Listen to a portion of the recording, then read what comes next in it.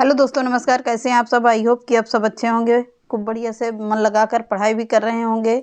जैसा कि आप लोगों को पता है कि बिहार शिक्षक भर्ती का जो एग्ज़ाम्स है वो 7 तारीख से शुरू हो रहा है। तो आप लोग अच्छे से तैयारी कर रहे होंगे। जिन जिन लोगों ने फॉर्म भरा हुआ है, बढ़िया से पेपर देकर आइए, बहुत ही अच्छा होगा आप लोगों का पेपर। हिंदी से अगर कोई भी प्रश्न आता है, साहित्य से, तो मैंने आप लोगों को कम से कम बहुत सारे प्रश्न आप लोगों को पढ़ा दिया। अगर पूरी वीडियो देखे होंगे तो कहीं ना कहीं से आप लोगों को सारे प्रश्न यहीं से पूरी वीडियो से ही तो मैंने पूरा आपको हिंदी व्याकरण का और साहित्य जहाँ से भी जो भी प्रश्न बनते हैं यहीं से आ जाएंगे आप लोगों को, अगर पूरी वीडियो आज किए होंगे या पूरी देखे होंगे तो चलिए आज के सेशन को चालू करते हैं। आज के सेशन का पहला ही प्रश्न देखते हैं। बहुत ही अच्छे अच्छे प्रश्न हैं, जहाँ से जैसा जैसा प्रश्न बनता है बिल्कुल वैसा वैसा ही मैंने लिया हुआ है। तो आज का पहला आज के क्या है, आज मैंने लिखा हुआ है हिंदी के प्रमुख कवियों एवं लेखकों के नाम। हिंदी के प्रमुख एवं कवियों एवं लेखकों के नाम हैं। बहुत ही अच्छे अच्छे इनकी रचनाएं कौन सी हैं, कौन से राइटर कौन सी रचना लिखी है, तो सब कुछ आज इसी में क्लियर हो जाएगा। आज पहला देखते हैं, आदि कवि किसे कहा जाता है। बिल्कुल बेसिक से है ये। आदि कवि किसे कहा जाता है? आदि कवि कौन होंगे? महर्षि वाल्मीकि जी हैं। वही महर्षि वाल्मीकि हैं जिन्होंने रामायण की रचना की है। रामायण की रचना किस भाषा में किया है? तो पूर्णतः संस्कृत भाषा में है। किसमें है? संस्कृत भाषा में है। अगला प्रश्न देखते हैं, वन लाइनर पॉइंट है ये। अगला पॉइंट देखते हैं, अपभ्रंश का वाल्मीकि या कालिदास किसे कहा जाता है? अपभ्रंश का वाल्मीकि या कालिदास किसे कहा जाता है? स्वयंभू जी को कहा जाता है। अभिनव जयदेव किसे कहा जाता है? अभिनव जयदेव कौन होंगे? विद्यापति को क्या कहा जाता है? अभिनव जयदेव कहा जाता है। अगला देखते हैं, हिंदी का प्रथम कवि कौन है? तो हिंदी का प्रथम कवि कौन है? सराफा है। कौन होंगे? सराफा हैं। अगला है प्रथम सूफी कवि, यानी कि प्रथम सूफी कवि कौन है? तो असाइद को कहा जाता है। जो प्रथम में सूफी के प्रथम कवि माने जाते हैं, कौन? असाइद हैं। जड़िया कवि किसे कहा जाता है? तो नंददास जड़िया। नंददास जड़िया का ये उपनाम होता है क्या? नंददास जड़िया। इनकी कुछ एक रचना है जिसके बारे में, इनके नंददास जड़िया जी के बारे में पूरी चीज़ लिखा गया है। पता नहीं कैसे याद नहीं आ रहा, तो आगे बता देंगे आप लोगों को याद करके। वात्सल्य रस सम्राट किसे कहा जाता है? तो वात्सल्य रस के सम्राट कौन होंगे? सूरदास जी होंगे। सूरदास जी किसके? भगवान श्री कृष्ण के अनन्य भक्त हैं। जितनी भी रचनाएं सूरदास जी ने किया है सब किसके लिए किया है? भगवान श्री कृष्ण के ऊपर किया है। एक दो रचनाएं तुलसीदास जी के कहने पर इन्होंने राम जी के बारे में लिखा है। बाकी सब जितनी भी रचनाएं सब कृष्ण के ही ऊपर इन्होंने किया है। अगला है, हिंदी का जातीय कवि किसे कहा जाता है? तो हिंदी का जातीय कवि होंगे तुलसीदास या विद्यापति। तुलसीदास या विद्यापति को कहा जाता है। अगला है, कठिन काव्य का प्रेत। तो कठिन काव्य का प्रेत आचार्य केशवदास जी को कहा जाता है। केशवदास को कहा जाएगा। अगला है, पुराने पंथ का पथिक। पुराने पंथ का पथिक मतीराम जी को कहा जाता है। किसे? मतीराम को कहा जाएगा। अगला है, प्रेम की पीर का कवि किसे कहा जाता है? तो प्रेम की पीर का कवि किसे कहा जाएगा? घनानंद जी को कहा जाता है। किसे? घनानंद जी को कहा जाएगा। अगला है, हिंदी नवजागरण का अग्रदूत। हिंदी नवजागरण का अग्रदूत किसे कहा जाता है?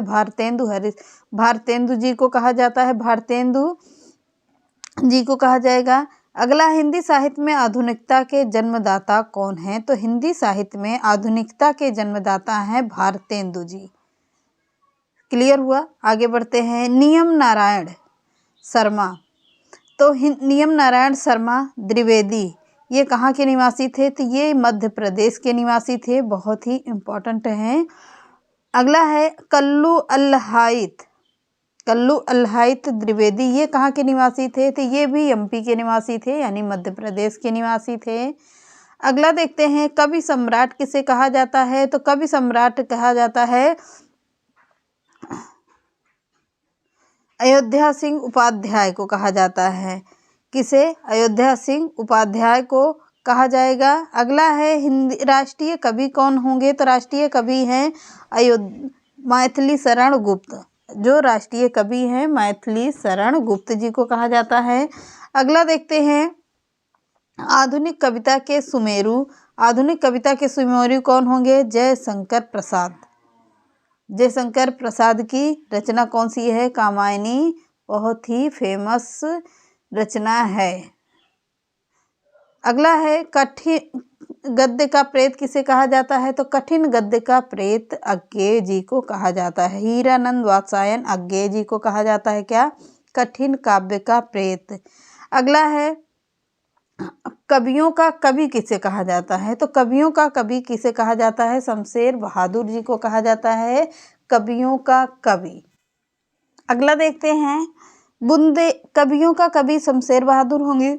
बुंदेलखंड का चंद्रबरदाई किसे कहा जाता है। तो बुंदेलखंड का चंद्रबरदाई किसे कहा जाता है? वृंदावन लाल वर्मा जी को कहा जाता है क्या? बुंदेलखंड का चंद्रबरदाई। अगला है मुनि मार्ग के हिमायती किसे कहा जाता है। तो मुनि मार्ग के हिमायती कौन होंगे? रामचंद्र शुक्ल जी हैं। कौन? रामचंद्र शुक्ल हैं। अगला है स्वच्छंदतावादी आलोचक कौन होंगे। तो स्वच्छंदतावादी आलोचक है नंद दुलारे वाजपेयी जी होंगे। कौन? नंद दुलारे वाजपेयी जी को कहा जाता है। अगला प्रश्न देखते हैं या वन लाइनर देखते हैं रसवादी आलोचक कौन है। तो रसवादी आलोचक है नागेंद्र। कौन? नागेंद्र होंगे। अगला है मैथिल कोकिल किसे कहा जाता है। तो मैथिल कोकिल किसे कहा जाता है? विद्यापति जी को कहा जाता है। बहुत ही इम्पोर्टेंट रचना है विद्यापति। अगला है हिंदुस्तान की तूती। हिंदुस्तान की तूती यानी पहेलियों और मुकरियों के जनक कौन कहे जाते हैं। तो अमीर खुसरो जी को कहा जाता है। अगला प्रश्न देखते हैं वन लाइनर है अष्टछाप या पुष्टि मार्ग का जहाज किसे कहा जाता है। तो अष्टछाप या पुष्टि मार्ग का जहाज कहा जाता है सूरदास जी को। किसे? सूरदास जी को कहा जाएगा। अगला है जबादानी का दावा रखने वाला कवि कौन है। तो जबादानी का दावा रखने वाला कवि है घनानंद। कौन होंगे? घनानंद जी हैं। अगला है प्रकृति का सुकुमार किसे कहा जाता है। तो प्रकृति का सुकुमार किसे कहा जाएगा? सुमित्रा नंदन पंत जी को कहा जाता है। अगला देखते हैं आधुनिक युग की मीरा किसे कहा जाता है। तो आधुनिक युग की मीरा होंगी महादेवी वर्मा जी को कहा जाता है आधुनिक युग की मीरा। एक भारतीय आत्मा के रचनाकार कौन होंगे। तो एक भारतीय रचना भी है और एक भारतीय रचना के रचनाकार के बारे में पूछ रहा है। तो कौन होंगे? माखनलाल चतुर्वेदी हैं। कलम का जादूगर के रचनाकार कौन होंगे? राम वृक्ष बेनीपुरी जी हैं कलम का जादूगर के रचनाकार।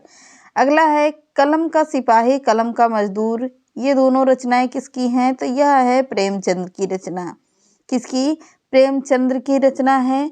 अगला है भारत का मैक्सिम गोर्की किसे कहा जाता है। तो भारत का मैक्सिम गोर्की कहा जाता है किसे? प्रेमचंद्र को। कौन? मुंशी प्रेमचंद्र को कहा जाता है। अगला है कठिन काव्य का लेखक किसे कहा जाता है। तो कठिन काव्य का लेखक होंगे वियोगी हरि। इंपॉर्टेंट रचनाएं हैं सभी। अगला है आधुनिक कबीर किसे कहा जाता है। तो आधुनिक कबीर कहा जाता है नागार्जुन जी को। किसे? नागार्जुन को कहा जाता है। बहुत ही इम्पोर्टेंट रचना है। अगला है वाणी का डिक्टेटर किसे कहा जाता है। तो वाणी का डिक्टेटर कौन होंगे? कौन है? कबीर दास जी हैं। कौन? कबीर दास जी हैं। अगला देखते हैं फैंटेस्टी का कवि किसे कहा जाता है। तो फैंटेस्टी का कवि किसे कहा जाएगा? मुक्तिबोध जी को। गजानन माधव मुक्तिबोध जी को कहा जाता है फैंटेस्टी का कवि। अगला है नाथ संप्रदाय के प्रवर्तक किसे कहा जाता है। तो यह रचनाकार कौन होंगे? नाथ संप्रदाय के प्रवर्तक या रचनाकार कौन है? गोरखनाथ या गौरव छपा है। कौन? गोरखनाथ या गौछफा होंगे। अगला होता है, अगले रचना है आधुनिक युग के चारण कवि कौन हैं? तो आधुनिक युग के चारण कवि हैं कौन? रामधारी सिंह दिनकर हैं। अगला है आधुनिक युग के कबीर किसे कहा जाता है? तो आधुनिक युग के कबीर कौन होंगे? नागार्जुन हैं। कौन? नागार्जुन होंगे। अगला है आधुनिक युग के गोरखनाथ किसे कहा जाए, के रचनाकार कौन है? तो आधुनिक युग के गोरखनाथ के रचनाकार हैं निराला। अगला है संस्कृत के क्लासिकल पंडित, तो संस्कृत के क्लासिकल पंडित कौन होंगे? के रचनाकार कौन होंगे? विद्यापति की रचना है, इम्पॉर्टेंट है। हिंदी साहित्य जगत में दद्दा मैथिली शरण गुप्त की रचना है। अगला है हिंदी साहित्य जगत में दादा माखनलाल चतुर्वेदी हैं। अगला है आग व राग के कवि कौन होंगे? दिनकर जी हैं, यानी रामधारी सिंह दिनकर होंगे। अगला है व्यक्ति चेतना के कवि कौन है? तो व्यक्ति चेतना के हैं अज्ञे जी, हीरानंद वात्स्यायन अज्ञे जी की रचना है। अगला है कविराज शिरोमणि कौन है? तो के रचनाकार कौन होंगे? पद्माकर हैं। कौन? पद्माकर है। अगला है प्रेम की पीर का कवि किसे कहा जाता है? तो प्रेम का पीर की कवि किसे कहा जाता है? घनानंद जी को कहा जाता है। किसे? घनानंद जी को कहा जाएगा। अगला है ब्रज भाषा का भूषण किसे कहा जाता है? तो ब्रज भाषा का भूषण होंगे कौन? बिहारी जी की रचना है, जो इम्पोर्टेंट है। ये रहे आज के टॉप 50 प्रश्न, बहुत ही इम्पोर्टेंट प्रश्न था। तो एक वीडियो में आप लोगों को पूरे 50 प्रश्न देखने को मिल गए। तो 50 से 55 प्रश्न आप लोगों को यहीं से मिल गए हैं, और जो अच्छे हैं, परीक्षा की दृष्टि से इम्पॉर्टेंट हैं, पूछे जाने वाले प्रश्न हैं। तो चलिए मिलते हैं नेक्स्ट वीडियो में। चैनल पसंद आता तो लाइक, सब्सक्राइब एंड शेयर कर दीजिएगा। नमस्कार।